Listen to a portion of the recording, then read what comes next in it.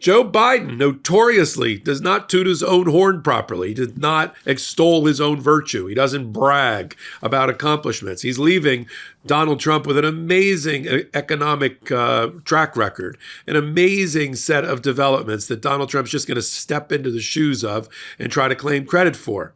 One of the things that Joe Biden quietly did was to beat Donald Trump in the amount of judges that have been appointed to the federal courts. Really important when you have 235 people who can all get in a room and say, Joe Biden nominated us and the Democrats confirmed us. It's important for the future, for the face of our judiciary, for the shape and the face of our judiciary. What does it look like? Who's on the federal court now with Joe Biden? What does it mean for the future? How many openings are there for Donald Trump? You like all that information, all those topics? Join us on Legal AF. Here's After Dark. It's an interesting point, Popok, because, if people think about the old Republican judges who were on the Supreme Court, and with lifetime appointments, like it worked when they were somewhat good faith actors before this Federalist Society kind of movement. Because, you think about a Republican governor of Massachusetts, someone like a Charlie Baker, who now leads the NCAA. He's like a moderate guy, and so he's a Republican, but people were like, he was a Republican, but we liked him as Democrats. And, he was a collegial person, and we got along, and it was whatever. So in contrast to what a Republican governor looks like today, right? Whether it's a DeSantis in Florida or a Greg Abbott in Texas, right? So the Supreme Court's gone that way also. So you went from having, somewhat moderate Republican appointees on, to basically this whole Federalist Society, like these are actually Democrats in disguise. They lied to get on the bench. And then when they got lifetime appointments, they were actually caring about people's civil rights and liberties and reading the Constitution. We need to groom these people from law school through the Supreme Court. And that's kind of the Federalist Society goal, basically, is you take them from law school, you bring them up through the ranks. So by the time they're judges, you know exactly how they're going to rule in radical, extreme right ways. It's important that you have good federal judges. So let me leave everybody with this video right here. This is the video that President Biden released about the 235 federal judges who he appointed and were confirmed. As he said, these aren't Biden judges. He said they're American judges. They come from backgrounds that are one that reflect the diversity of this country. But these are all highly qualified, highly skilled people. There's no one like when Trump would appoint judges who were viewed as like not having the requisite trial experience to be judges. And they come from backgrounds, civil rights backgrounds, public defender backgrounds, and backgrounds that you may not see, but real experienced people. Let me just show you this video.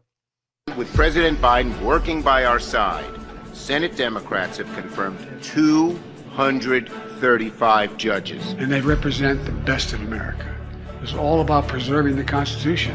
We are proud of the fact that these nominees had bipartisan support. More than 80% of them received bipartisan support for passing. These judges will be independent, they'll be fair, and they'll be impartial. They'll respect the rule of law. And most importantly, I never thought I'd be saying this, they'll uphold the Constitution. Judges matter, shaping the everyday lives of Americans. We have a record number of judges with backgrounds and experiences that have long been overlooked in the federal judiciary, like advocates for civil rights, workers' rights, immigrant rights, and so much more. The point is, for the first time in a long, long time, we have a bench that looks like it represents all of America. All of America. Beautiful video right there. Michael Popok, how big is it that these judges were appointed? I'll give you the final word of the show. Yeah, thank you. No, we've done a lot of hot takes on it. It's amazing. And it's not just the 235 in sheer number. It's the diversity that it represents. I mean, it is a majority women, 60% women. This stands in stark. The prototypical Donald Trump nominee in the first term, and I'm sure in the second term too, is a white guy in his late 40s or early 50s. And for Donald Trump and for Joe Biden, it's the opposite. It's a woman in her 40s, probably part of an ethnic group, diverse. He has a tremendous amount of black and black women that have been put on, and over 60% of them. I mean, he even beat Obama in a lot of these categories, certainly beat Joe Biden. Donald Trump. Donald Trump put, I think, 12 diverse people on him. It was ridiculous. And then from where they come from, we have our first group of people coming out of the public defender's office who understand the criminal justice system from the defense side, not just from white shoe law firms or from the prosecution side. We have people coming out who are constitutional scholars. So I really love the makeup of this. Sure, we had to sacrifice a couple of appellate court judges, which are important. And unfortunately, Joe Biden was only able to put on one, although a powerhouse in Ketanji Brown Jackson on the United States Supreme Court. And then just as importantly, they are not handing on a silver platter the amount of open vacancies that Donald Trump inherited when he first came in. Let's not give the guy a head start. When he first came in, because of Obama and everything else, he had like hundreds. I think it was like 150 openings that he had right off the bat to fill. Well, that's not happening. And based on retirements, it's projected that Trump will have less appellate court and trial court level federal judges to have the ability to appoint between 2024 and 2029, just based on, certainly death could intervene, but just based on who's retiring and their ages. So we got that going for us. And then we just have to use that kind of reshaping of the judiciary, the remaining Clinton appointees, the Obama appointees, the moderate Republicans, even though they were appointed by Trump, and have them plus the 235 help be a bulwark, as you said earlier in the show, against these worst instincts of Donald Trump. There is not going to be a hotter corner than the intersection of law and politics in 2025. And when all the executive orders start flying out on day one, starting on January 20th, we're here for it. This is why you and we built the Legal AF podcast. We built the Legal AF YouTube channel, was to have a durable, resilient platform and community ready for whoever got elected president, but certainly if it was Donald Trump again or anybody like him, so that we could follow and explain and promote the use of the federal court system to be the last line of defense, along with the jury system, against the worst fascist tendencies of somebody like Donald Trump.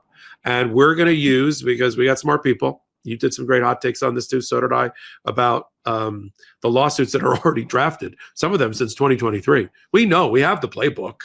It's like if you're on a football team and you go into the bathroom, the other side left their playbook in the bathroom. We have the playbook for the game. It's Project 2025. Donald Trump says out loud, and if he doesn't, Elon Musk does, all the things that they want to accomplish. The executive orders are already drafted.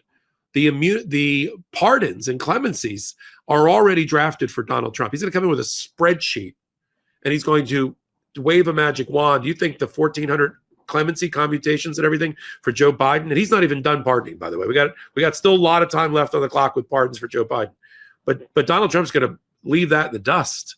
So by the time he's done with this raft of executive orders, this raft of pardons, that's where, not on the pardons, but on the executive orders, that's where we're going to have to leap into action and polish up those lawsuits already drafted by the attorney generals all across the country that are in Democratic and blue states, and get them filed. And that's why you and I do what we do. We may not have known it 5 years ago that this is what we were going to do, but this is our calling, and this is why you and I are here. Welcome back. Twice a week, we do a show we call Legal AF. Been around for 5 years. It's the OG of legal and political analysis like no other. We don't blow smokers sunshine. I do it on Wednesdays with Karen Friedman at Knifilo, Saturdays with Ben Meiselas, and then we got a brand new YouTube channel, Legal AF, of the YouTube channel, that we're trying to build to 500,000 in the first quarter of 2025, 500,000 subscribers. Take a minute, go over to Legal AF, the YouTube channel, boom, hit the subscription button while you're there. And if you like Legal AF, the podcast, maybe this is the first time you heard about it, go send that clip off to other people and invite them to join us every Wednesday and Saturday at 8 p.m. Eastern Time, either on YouTube or wherever everybody gets their audio podcast from. So until my next reporting, this is Michael Popok. In collaboration with the MeidasTouch Network, we just launched the Legal AF YouTube channel. Help us build this pro-democracy channel where I'll be curating the top stories at the intersection of law and politics. Go to YouTube now and free subscribe at Legal AF MTN. That's at Legal AF MTN.